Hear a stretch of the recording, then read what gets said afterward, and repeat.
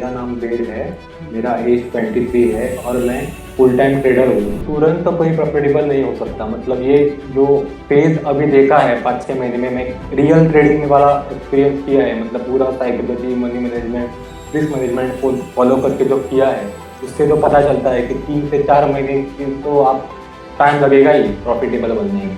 और जितना ज़्यादा आप ग्रीड करोगे ना, उतना ज़्यादा आप फंसते जाओगे अंदर। मार्केट में लॉजिक ढूंढने गए तो हम ही फंस जाते हैं इसमें। जो आप बताते हो मतलब कि मार्केट में लॉजिक ढूंढना नहीं चाहिए, जो सिंपलेस्ट स्ट्रेटजी है वही वर्क करती है। यही मुझे सर आपका बहुत पसंद है। हेलो ट्रेडर्स, स्वागत है आप सभी का लर्निंग फ्लो ट्रेडिंग के यूट्यूब चैनल पर। और आज हमारे साथ है वेद, जो कि हमारे एडवांस डाओ के मेंबर है। तो स्वागत है वेद आपका इस इंटरव्यू में। तो सबसे पहले आप खुद को थोड़ा सा इंट्रोड्यूस करिए कि आप क्या करते हो, आपकी एज क्या है, आप कहाँ से हो।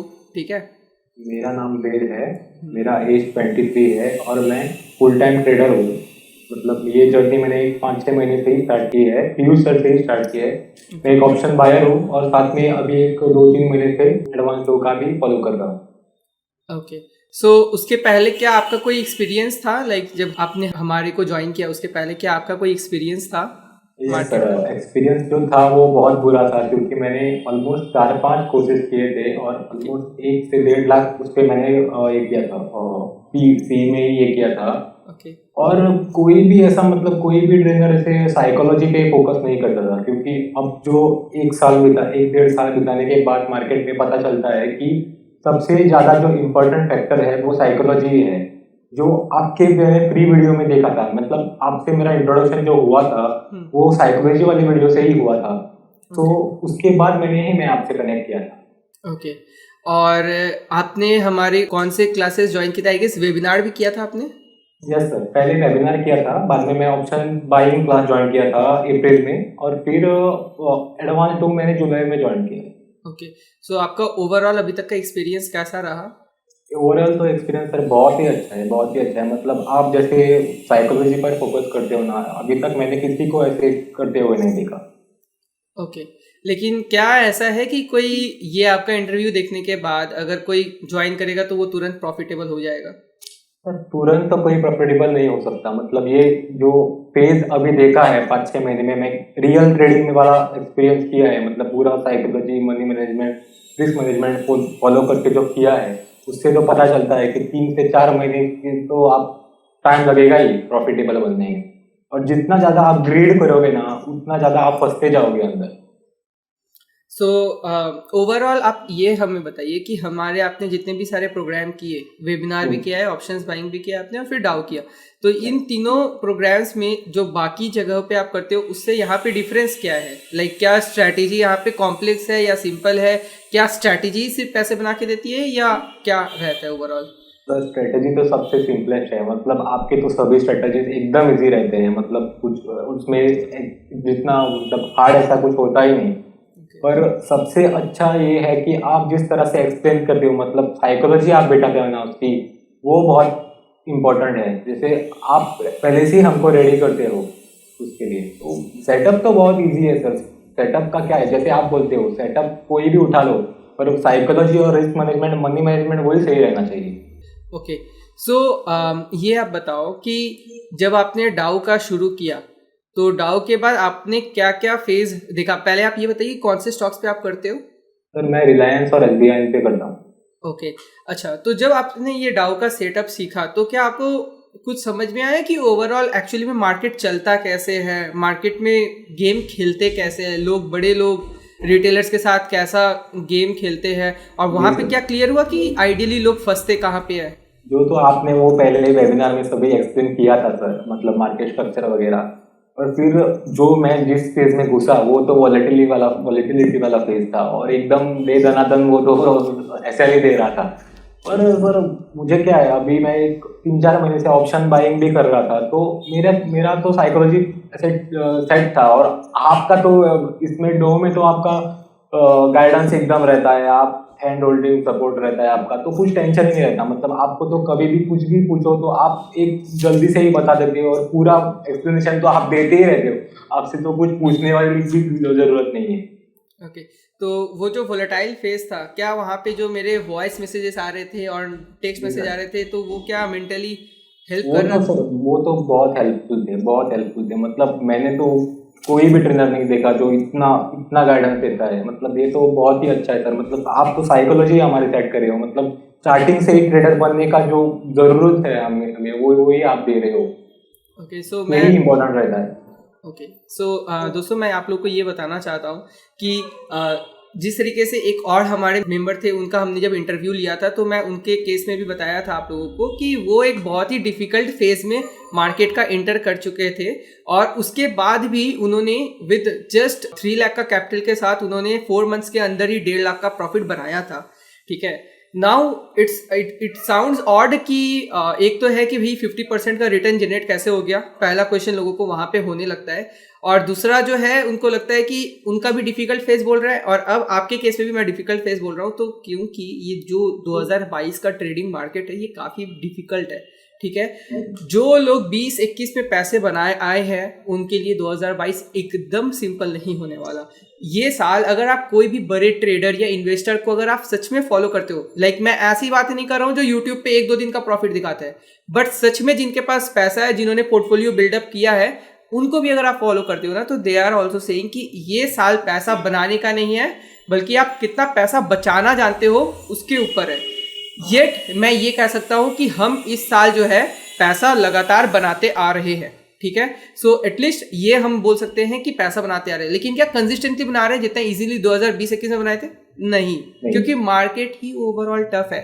तो अगर मार्केट ओवरऑल टफ है, उसमें सरवाइव करना प्लस एक सर्टेन रेशियो निकालना, ये भी काफी डिफिकल्ट हो जाता है। लेकिन जैसा कि मैंने इनको भी कहा था कि जैसे ही इन्होंने और बाकी के कुछ मेंबर्स है जिन्होंने आई गेस जुलाई में एंटर किया था, अगस्त में एंटर किया था, उन्होंने बहुत ही डिफिकल्ट फेज देखा है अगस्त का। ठीक है, क्योंकि उस मंथ में काफी अच्छा खासा वोलेटिलिटी देखने को मिला था, और सबसे बड़ी प्रॉब्लम हमारी तब होती है जब साइडवेज या वोलेटाइल रह जाता है, राइट। और इस बार जब ये ट्रेंड हुआ, तो उनको रियलाइज होने लगा कि कितना बड़ा मार्केट अब ये ट्रेड बन सकता है।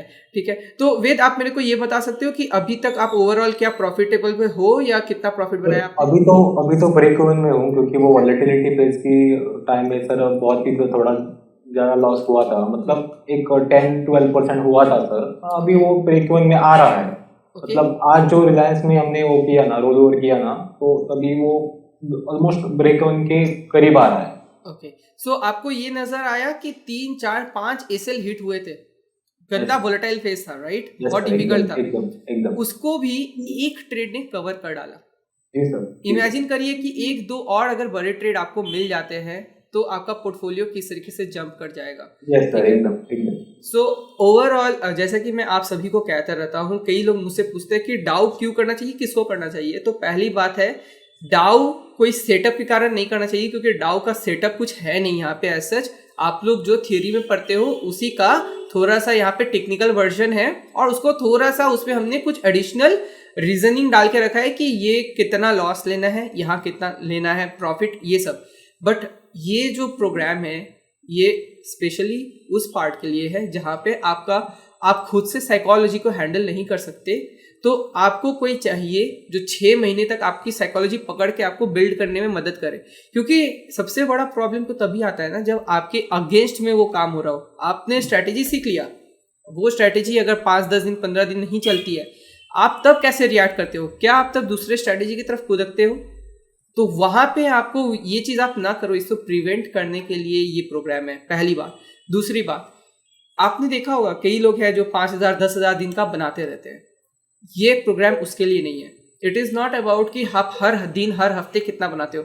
इट इज अबाउट जब आप बनाते हो तो बहुत बड़ा बनाते हो, और जब आप लूज करते हो तो आप छोटा छोटा देते जाते हो। हाँ, कभी ऐसा हो सकता है कि बहुत जब डिफिकल्ट मार्केट आएगा, आप लॉस थोड़ा बड़ा बना डालोगे, ठीक है, बट स्टिल वो आपके जो भी रिस्क पैरामीटर है उसके अंदर ही रहेगा।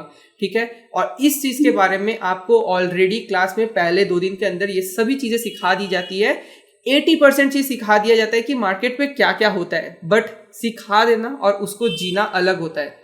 ठीक है, तो वो आप हमारे साथ जीते हो। अगर आपके पास बड़ा कैपिटल है भी, मान लेते हैं आपके पास 10 लाख है, 50 लाख है, 1 करोड़ है, लेकिन आप 1 लाख भी मार्केट में लाने से डरोगे अगर आपको पता ही नहीं हो कि एंट्री करते कैसे है, एग्जिट करते कैसे और एग्जैक्टली पोजीशन साइजिंग बिल्ड कैसे करते हैं।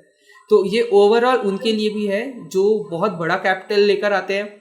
और एक बात बताइए वेद कि आपको मार्केट आवर्स में कितना टाइम देना पड़ता है, ये एनालिसिस ये सब करने में कितना टाइम देना पड़ता है स्ट्रेटेजी? मार्केट आवर में तो टाइम देना ही नहीं पड़ता, मतलब आपके अभी तो आपका वो मैसेज प्रायोरिटी पे है, तो इसीलिए जब भी आपका मैसेज आता है तभी आप मार्केट को देखते हैं। नहीं तो आपने जैसे बोला है बाद में ट्रेडिंग व्यू का अलर्ट लगा कि जब हमारा हमको अलर्ट देगा तभी हम मार्केट को देखेंगे, नहीं तो क्या जरूरत है हमको मार्केट देखने। ये बोल सकते हैं कि जिन लोग ऑफिस या बिजनेसमैन है उनके लिए ये बहुत ही सुटेबल अप्रोच है। एकदम एकदम। सिर्फ इंटरनेट चाहिए, मतलब कनेक्टिविटी चाहिए, और अलर्ट जब बजेगा तब आपको इंटरनेट चाहिए, उतना ही, और कुछ नहीं जरूरत। Perfect perfect. और क्या आपका भी अब कॉन्फिडेंस बिल्डअप हुआ है, आपको ये समझ में आया है कि ओवरऑल क्या हो रहा है? जी सर, बहुत कॉन्फिडेंट। अच्छा, अगर मैं आपसे पूछूं कि अगर कोई भी नया ज्वाइन करना चाहते हैं डाउ को, तो आप उनको क्या सजेशन दोगे? सर मैं तो बोलूंगा कि जरूर ज्वाइन करें, क्योंकि ये स्ट्रेटजी है, ये नो ब्रेनर है, मतलब इसमें कुछ दिमाग का फालूड़ा करने की जरूरत ही नहीं है। मतलब आपका ऐसा गाइडेंस मिलता है ना, ऐसे और कहीं नहीं देखा मैंने सर। और जो भी बिगिनर है वो अगर आपसे ही सीखेंगे तो वो बहुत ही जल्दी मार्केट को क्रैक कर पाएंगे। मतलब मार्केट को ऐसे क्रैक करना ऐसे कुछ नहीं रहता सर, मतलब मार्केट में लॉजिक ढूंढने गए तो हम ही फंस जाते हैं उसमें। जो आप बताते हो मतलब कि मार्केट में लॉजिक ढूंढना नहीं चाहिए, जो सिंपलेस्ट स्ट्रेटजी है वही वर्क करती है, यही मुझे सर आपका बहुत पसंद है सर। मतलब स्टार्टिंग से ही वो ही मुझे बहुत पसंद आया, और मैं फॉलो भी किया ना वो सर। मतलब ऑप्शन बाइंग का भी वो सिंपल स्ट्रेटजी है, वो भी मैं उसमें भी प्रॉफिटेबल हूँ और इसमें भी। ओके चलिए, सो आई होप दोस्तों आपको ये चीज़ समझ में आया होगा कि यहाँ पे आपको बहुत ज़्यादा टाइम भी नहीं देना पड़ता है, ठीक है, क्योंकि मार्केट में आप सब समय कुछ एक्टिविटी करोगे तो उसका रिजल्ट मिले ऐसा नहीं होता है। आप सोचो ज़्यादा से ज़्यादा जो पैसे बनाते हैं ना लोग, वो इन्वेस्टर होते हैं। रीज़न क्या होता है? सबसे कम एक्शंस लेते हैं वो मार्केट में, ठीक है, 10 ट्रेड्स वो प्लेस करके छोड़ देते हैं, ठीक है। उसके बाद फिर 4-5 साल बाद क्या हुआ उसको देखने आते हैं। वहाँ पे वो ज़्यादा कुछ करते नहीं है और वो पैसे को ग्रो होने देते हैं। लेकिन जब आप स्कैल्पिंग एंड ऑल करने जाते हो, इंट्राडे करने जाते हो, तो आप छोटे छोटे पॉइंट्स को पकड़ने जाते हो। मैं किसी को भी गलत नहीं बोल रहा, लेकिन मैं ये एक्सप्लेन करना चाहता हूँ कि डाउ है किसके लिए, किस माइंडसेट से आपको आना चाहिए, ठीक है। तो ये हमेशा याद रखिएगा, ठीक है। एंड थैंक यू वेद, आपका टाइम के लिए आपने यहाँ पर दिया, ठीक है। आई होप इसी तरीके से आप और भी पैसे बनाएं और अच्छे से ग्रो करें और मार्केट में। Thank you so much for joining. Most welcome.